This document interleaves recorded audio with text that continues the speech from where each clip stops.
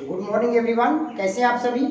आशा करता हूं कि आप सभी बिल्कुल स्वस्थ, मस्त और ज़बरदस्त हैं। दोस्तों, मैं वंश नारायण सिंह सबसे पहले आप सभी का अपने चैनल पर मोस्ट वेलकम करता हूं। तो दोस्तों आइए, आज मैं फिर से आप लोगों के लिए एक बहुत ही शानदार, बहुत ही सुंदर वीडियो लेकर के आया हूं और आशा करता हूं कि बहुत ही पसंद आएगा आप सबको ये वीडियो। और वीडियो अच्छा लगे तो इसे लाइक करें, शेयर करें और साथ ही यदि आप हमारे चैनल पर नए हैं तो इसे सब्सक्राइब जरूर करें ताकि हमारा हर वीडियो आप तक पहुंचता रहे। तो आइए, जैसा कि आपने पिछले वीडियो में आपने देखा होगा, मैंने सरल समीकरण के बारे में बताया था। सरल समीकरण क्या होता है, कैसे जानेंगे कि ये समीकरण है या नहीं है, उसको हल कैसे करते हैं, एकदम जीरो से मैंने शुरू किया है और आशा करता हूँ कि आप लोगों को समझ में भी आया होगा। अगर नहीं समझ में आया होगा तो उसे एक दो बार और देख लीजिएगा। आज मैं उसे थोड़ा सा हटकर उसे थोड़ा सा विस्तार में आप चलते हैं, तो आप लोग अंत तक बने रहेंगे हमारे चैनल पर। और आइए शुरू करते हैं देर न करते हुए। यहाँ पर सरल समीकरण 4 सवाल मैंने लिया है और चारों सवाल कुछ हट करके अलग अलग है। तो जैसा कि पिछले वीडियो में आपने देखा होगा कि इसमें चर और अचर दो तरह के पद होते हैं। चर का मतलब जो अंग्रेजी का जो अक्षर होता है, जैसे प्रत्येक में x लिखा हुआ है, y भी हो सकता है, a भी हो सकता है, b जी कुछ भी हो सकता है, कोई अचर हो सकता है। तो ये होता है और बाकी अचर होते हैं, यानी अंक होते हैं, अंकों को अचर कहा जाता है। तो उसमें क्या बताया गया था कि चर का मान यानी x का मान निकालना होता है और उसके लिए जो इधर जो भी अचर पद होते हैं उसको एक साइड में नहीं दूसरे साइड में कर दिया जाता है, दाहिने साइड में कर दिया जाता है, बारी बारी से ले जाते हैं। तो उसका चिन्ह जो है अपोजिट हो जाता है, यानी उल्टा हो जाता है। अगर बाएं से दाएं या दाएं से बाएं कोई भी पद ट्रांसफर होगा, बदलेगा, जाएगा, तो उसका चिन्ह उल्टा हो जाता है। यानी अगर प्लस है तो माइनस हो जाएगा, माइनस है तो प्लस हो जाएगा, अगर गुणा में है तो भाग में हो जाएगा और भाग में है तो गुणा हो जाएगा। इतना याद रखिएगा। तो आइए चलते हैं, इसको फिर से एक बार समझते हैं। यहाँ पर हम देख रहे हैं कि दो पद है, 5x - 3 बायां पक्ष है, लेफ्ट हैंड साइड इसको बोलते हैं, और इक्वल टू x + 17 ये जो है दाहिना पक्ष है। तो हम देख रहे हैं कि यहाँ पर दोनों पक्षों में चर पद है यानी x है, तो उसको एक साइड में करेंगे, यानी एक जाति का एक साइड में और दूसरे जाति का दूसरे साइड में रखते हैं। तो x वाला पद सबसे पहले हम एक साइड में करेंगे और ये जो अचर है एक साइड में करेंगे। तो यहाँ पर हमने लिखा, इसमें या लिखा जाता है, या लिखा जाता है, अथवा और लिखा जाता है, या इस तरह का चिन्ह दिया जाता है। जो भी अब तीनों कोई पसंद आए तो आप लिख सकते हैं। या यानी अब हम 5x इधर लिखा और उस साइड में जो x है उसको हम इस साइड में ले आएंगे, यानी बराबर के उस पर है तो बराबर के इस पर ले आएंगे, तो ये प्लस में है। ये इस साइड में किस चिन्ह के साथ जुड़ा है? प्लस के साथ जुड़ा है, तो इधर क्या हो जाएगा? -x। चलिए बराबर, अब इधर में जो -3 है इसको हम उसके जाति की तरफ ले जाएंगे। तो इधर वाला जो अंक है 17, इसको पहले मैंने लिख लिया और ये -3 है तो इधर क्या हो जाएगा? प्लस हो जाएगा। आशा करते ही समझ में आ रहा होगा आप लोगों को। अब यहाँ पर 5x - x है, इसको घटा लेते हैं। अब यहाँ पर x है तो आप कहिए कि x को कैसे घटाया जाए दोस्तों, तो मैं बता दूं आप लोगों को कि x को समझिए कि एप्पल है, मैंगो है, टॉफी है, कुछ भी है, यानी 5 एप्पल्स है, यहाँ पर कोई चीज नहीं है तो 1 एप्पल है। तो 5 एप्पल में से 1 एप्पल खा गए या घट गया तो 4 एप्पल्स बचे। तो इसी समझिएगा, यही सब चीज होता है, x और y का मतलब होता है। तो यहाँ पर 5x में से 1x घट गया, कोई अंक नहीं तो 1, तो 5x में से 1x घट गया तो क्या बचेगा? 4x। यहाँ पर फिर यहाँ लिखेंगे 4x और इसको जोड़ देंगे 20। अब यहाँ पर जो 4 है x के साथ लगा हुआ, अब इसको फिर उस साइड में भेज देंगे। कल बताया गया होगा पिछले वीडियो में आप लोगों को कि x के साथ यहाँ पर कोई चिन्ह नहीं तो गुणा से संबंधित होता है, और जब गुणा है तो उस साइड में जाएगा तो भाग हो जाएगा, डिवाइड हो जाएगा, और इसलिए x इक्वल टू ये 20 है और ये 4 डिवाइड में आ जाएगा बटा। अब इसको आप क्रॉस कर दीजिए, कट जाएगा 5 टाइम्स में, और यही 5 आपका हो गया आंसर। ये x का वैल्यू हो गया, यही आपका आंसर हो गया। यानी अगर x के जगह पर आप 5 रखते हैं तो दोनों समीकरण दोनों तरफ इक्वल इक्वल हो जाएंगे। आइए अब एक सवाल इस साइड में देखते हैं। यहां पर हम देखेंगे 3 into X plus 2 minus 2 into X minus 1 equal to 7 दिया हुआ। तो सबसे पहले जैसा कि आप लोगों को बताया गया, बोर्ड मार्क फॉर्मूला भी आप लोगों को बताया गया सरलीकरण में, तो सबसे पहले हम ब्रैकेट का काम करते हैं। तो दोस्तों यहाँ पर हम देख रहे हैं कि ब्रैकेट में एक जैसे एक जाति का अंक नहीं, तो इसको हम जोड़ नहीं सकते, एक्स में माइनस 1 घटा नहीं सकते, इसलिए कि चर में अचर न जुड़ता है न घटता है। तो हम यहाँ पर ये बाहर में जो 3 है इसको हम गुणा कर देंगे, ये ब्रैकेट समाप्त हो जाएगा। तो ये जो 3 है इसका मल्टीप्लाई, इसका गुणा हम x में भी करेंगे और 2 में भी करेंगे, यानी ब्रैकेट के अंदर जितना भी होगा 3 को 4 को कोई भी कितने भी पद होंगे प्रत्येक से इस 3 का मल्टीप्लाई होता है।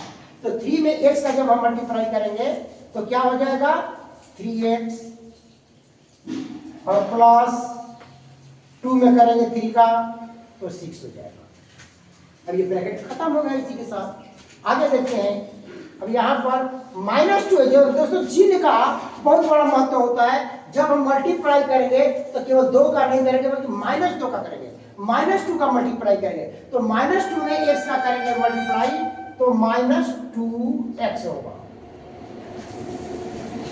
और उसी प्रकार -2 में -1 का करेंगे तो माइनस में माइनस का जब मल्टीप्लाई किया जाता है तो प्लस हो जाता है, तो यहाँ पर प्लस हो जाएगा, 2 हो जाएगा।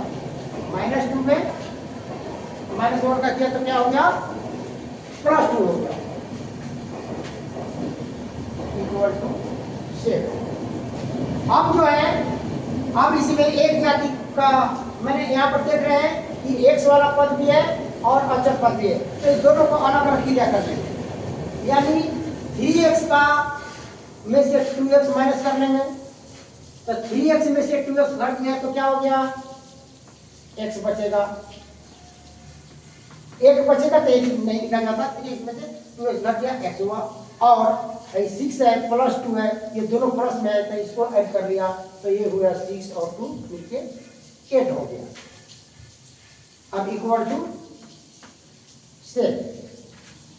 अब यहाँ पर क्या बचा, केवल x प्लस 8 है इक्वल टू 7 है। अब इस 8 को हम उछल में ले जाएंगे तो प्लस है तो जाहिर सी बात है माइनस हो गया, तो अब इसलिए इधर केवल x बचेगा इक्वल टू 7 माइनस 8।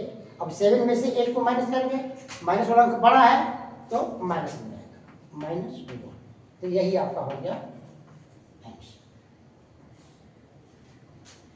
ठीक है, अब आगे देखते हैं। यहां पर तीसरा सवाल पर हम चलते हैं, तीसरे नंबर के सवाल पर।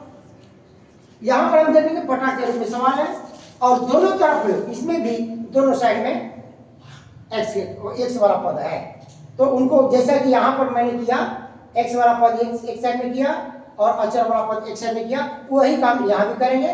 तो यहां पर क्या हो जाएगा, या 2x/5 है, 2x/5 और इधर x/2 है, ये इस साइड में लेंगे तो प्लस में तो क्या होगा -x/2 इक्वल टू इधर वाला पद पहले लिख लेते 1 और इधर से -3/2 है, अब उस साइड में जाएगा तो इसका चिन्ह बदल करके प्लस हो जाएगा +3/2।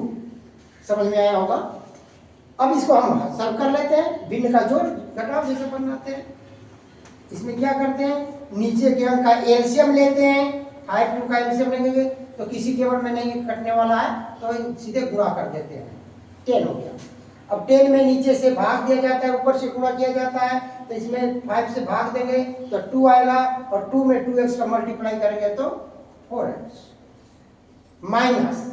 अब यहाँ पर 10 में 2 का डिवाइड करके भाग देंगे तो 5 आएगा और 5 में x का मल्टीप्लाई करेंगे तो हो जाएगा 5x। अब इक्वल इधर भी वही काम कर लेंगे, एलसीएम अकेले है 2 ऊपर के अंक से, जैसा कि इसके नीचे कोई अंक है नहीं, तो एल से डायरेक्ट इसको मल्टीप्लाई कर लेंगे, तो यहाँ पर हो जाएगा 2 और प्लस 2 में 2 का डिवाइड करेंगे 1 और 1 में 3 का गुना कर देंगे तो 3। चलिए इतना काम हो गया। अब इसको फिर अब जोड़ घटाव क्रिया कर लेंगे।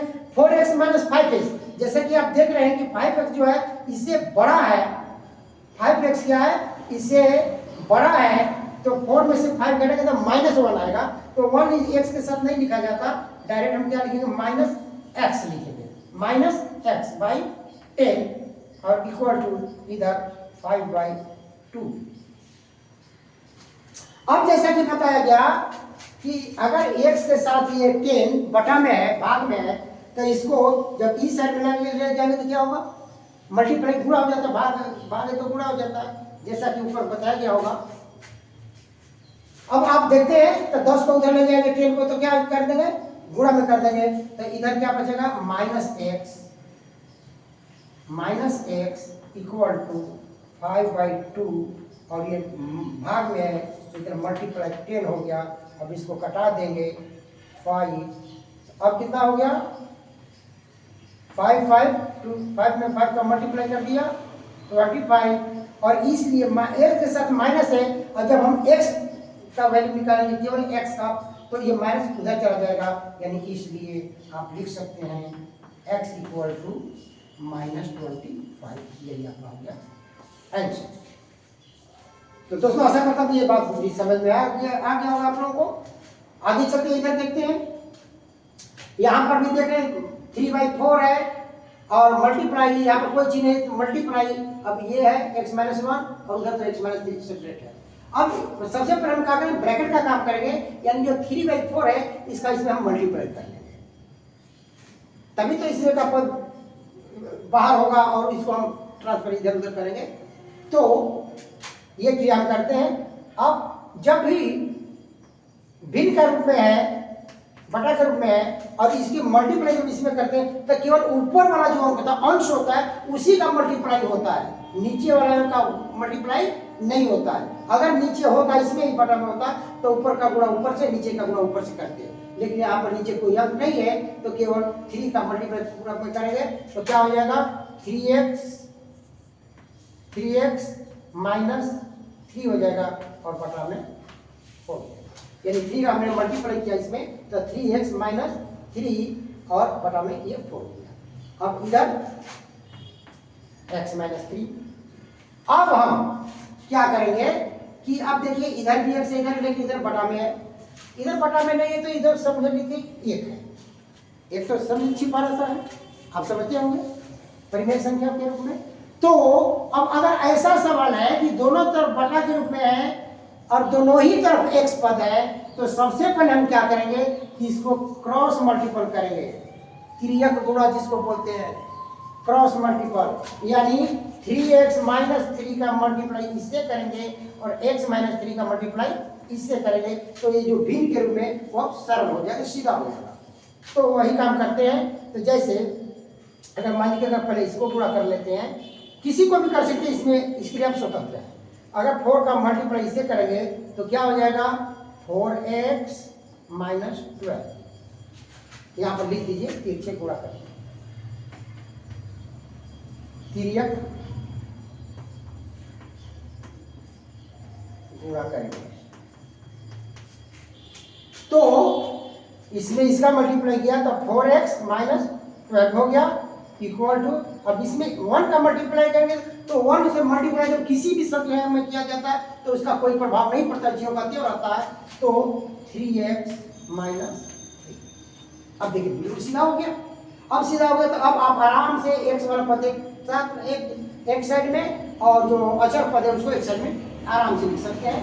तो यहाँ पर हो जाएगा या 4x -3x, इधर प्लस में तो माइनस हो जाएगा, -3x इक्वल टू इधर -3 बचा है और ये -12 है, तो इस साइड में जाएगा तो क्या हो जाएगा +2, माइनस है तो क्या हो गया +2। अब इसको थोड़ा घटाव कर लेंगे, यानी 4x में से 3x माइनस करेंगे तो केवल x बचेगा, 1 बचता तो 1 नहीं लिखा जाता, x लिख दे तो पर्याप्त हो जाता है। तो x इक्वल टू, अब इधर क्या होगा, यहाँ पर देख रहे हैं कि -3 है +12 है, यानी प्लस वाला अंक बड़ा है, इसमें से ये 3 को माइनस करेंगे तो प्लस में 9 बचेगा, 12 में से 3 गया, और यही हो गया आपका एंड। तो दोस्तों आज का वीडियो कैसा लगा? अगर वीडियो अच्छा लगा तो इसे आप कमेंट में जरूर हमें सूचित करेंगे, और वीडियो अच्छा लगे तो एक लाइक और शेयर जरूर कीजिए दोस्तों।